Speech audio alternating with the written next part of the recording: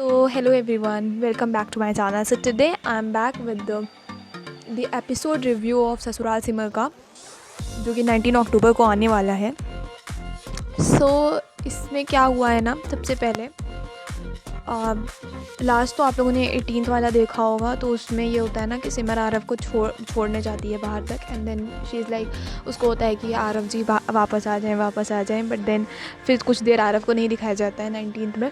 तो उसमें ये होता है कि सिमर उसके तुरंत बाद आरव को छोड़ने के बाद में वो जाती है और रीमा से बात करती है. तो रीमा से जब वो बात करती है तो रीमा उससे बात करने को तैयार नहीं होती है. शी इज़ लाइक कि तुमने मेरा घर बर्बाद कर दिया, तुमने विवान, वो बोलती है उससे कि तुमने विवान को सब कुछ बता दिया, जिसकी वजह से मेरे और विवान के बीच में बहुत सारी गलतफहमियाँ पैदा हो गई हैं और तुम ही ज़िम्मेदार हो इसकी.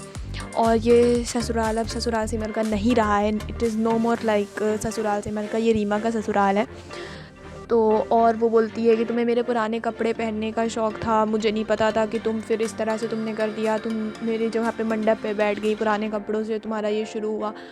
तो फिर इसके बाद में वो बोलती है कि तुम्हें तो ना अपने भाई की कदर है, ना अपने बहन की कदर है. तुमने अपनी बहन की भी ज़िंदगी बर्बाद कर दी, तुमने अपने भाई को भी पहचानने से इनकार कर दिया. किस तरह की बहन हो तुम, और तुम रिश्तों के बारे में बोल रही हो कि रिश्ते ऐसे निभाए जाते हैं, वैसे निभाए जाते हैं. तो इस पर सिमर बोलती है कि मुझे बहुत शर्म आ रही है कि आप मेरी बहन है. वो रीमा जब जाने लगती है उसका हाथ पकड़ कर ये चीज़ बोलती है कि मुझे आज बहुत बुरा लग रहा है कि आप मेरी बहन है.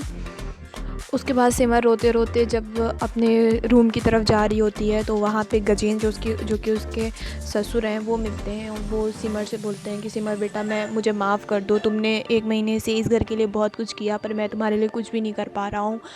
और तो सिमर फिर उनके पैर छूने लगती है. तो वो बोलते नहीं बेटा, मुझे तो आज बेटी मिल गई है, तुम मेरी बेटी हो, और अदिति और तुम मेरी बेटी हो. तुमने जिस तरह से संध्या को संभाला और तुमने जिस तरह से अदिति की ज़िंदगी बचाई, तुम मेरी बेटी हो. और फिर उसको गले लगा लेते हैं और सिमर बहुत खुश हो जाती है. उसके बाद सिमर अपने रूम में जाती है और वहाँ पे वो सोचती है कि आरव की फ़ोटो देख के बोल रही होती है कि आरव जी आप वापस आ जाइए, प्लीज़ वापस आ जाइए, मेरा बहुत मन है आपके साथ में टाइम स्पेंड करने का. तो उतने में आरव आ जाता है.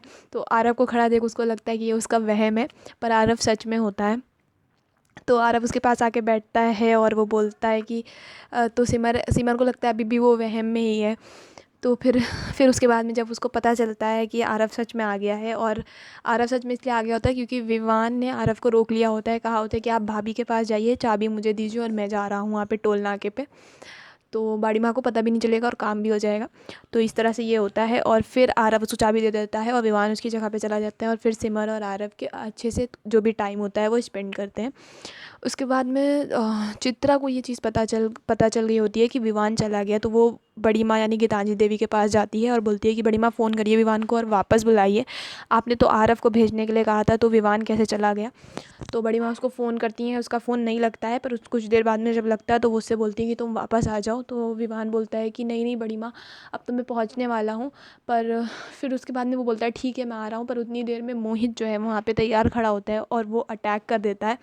इधर आरव की उंगली सेब काटते हुए कट जाती है और उसमें से भी बहुत खून निकलने लगता है. और अब अगले एपिसोड में देखना ये है कि क्या विवान अच्छे से सही सलामत पहुंच पाएगा, कि क्या ट्विस्ट एंड टर्न्स होंगे, वो आपको मैं अगले एपिसोड में ज़रूर रिव्यू करके बताऊंगी. ये था पूरा 19 अक्टूबर का एपिसोड. उम्मीद करती हूँ आप लोगों को अच्छा लगा होगा. तो इस तरह के और एपिसोड रिव्यू सुनने के लिए प्लीज़ मेरे चैनल को लाइक शेयर और सब्सक्राइब करें. बाय.